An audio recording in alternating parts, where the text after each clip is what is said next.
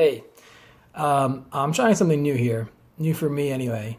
I'm not used to filming myself like this. Really used to being on the other side of the camera. If I do a video, I'm usually, out in the street interviewing people, the few mortal chats I've done. And before that, sitting down with people and interviewing them, having long conversations and recording. So this is, it's kind of weird, but I'm trying to get used to it, go outside my comfort zone. So we'll see how it turns out.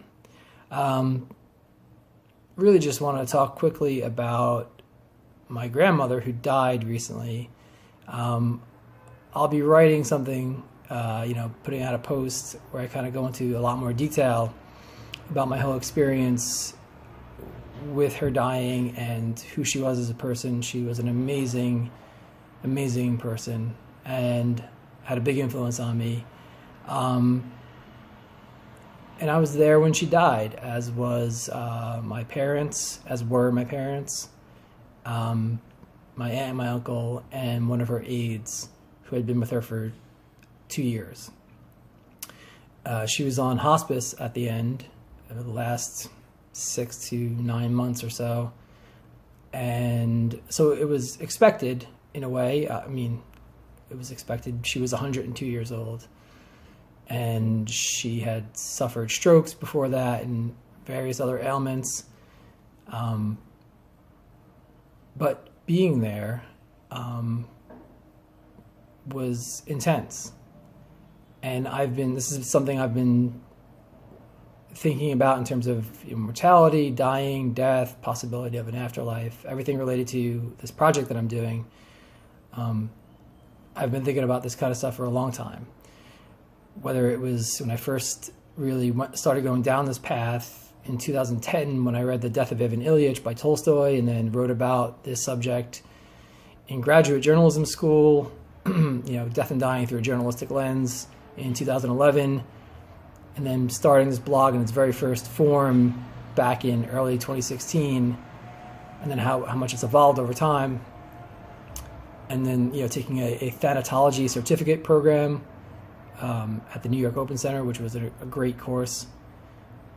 So doing a lot of talking, thinking, writing, but really nothing prepares you for being there and experiencing someone else's death. And especially it being someone you love and are close to. So I'm still contending with all that, trying to unpack it, process it, all those sort of words people use to talk about big events in their lives and how they try to come to understand it and integrate it into their lives. So I'm very grateful, more than anything, that I was there for her, that we were there for her, and that she allowed us to be there and experience that with her. In a way she didn't have a say because she was largely incapacitated at that point, but we were there with her because we were taking care of her. My parents had been her primary caretakers, and the aides who were there, around the clock for the last couple of years now. And I went whenever I could to help out, and it was very intense and not something that's very comfortable to watch someone die, taking their last breath. You want to give them that breath. You want them to breathe.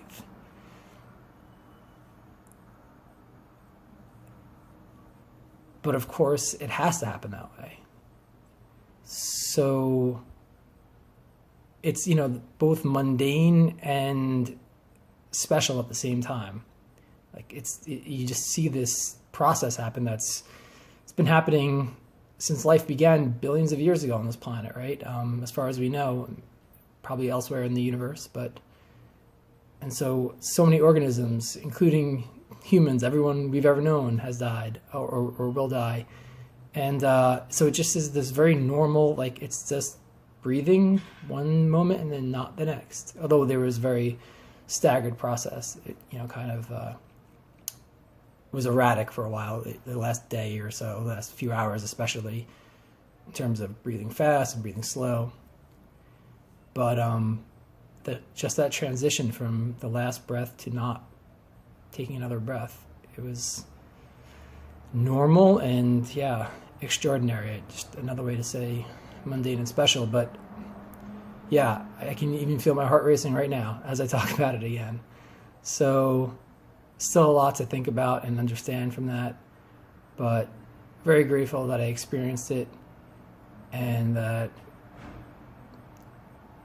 Grandma has been there for me, or had been there for me for my whole life, and that I was able to be there for her at the end.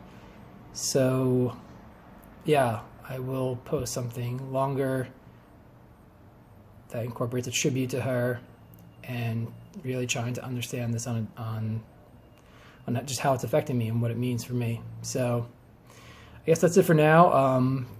I'll see if I keep posting these or not, but yeah, thanks for watching. All right, bye-bye.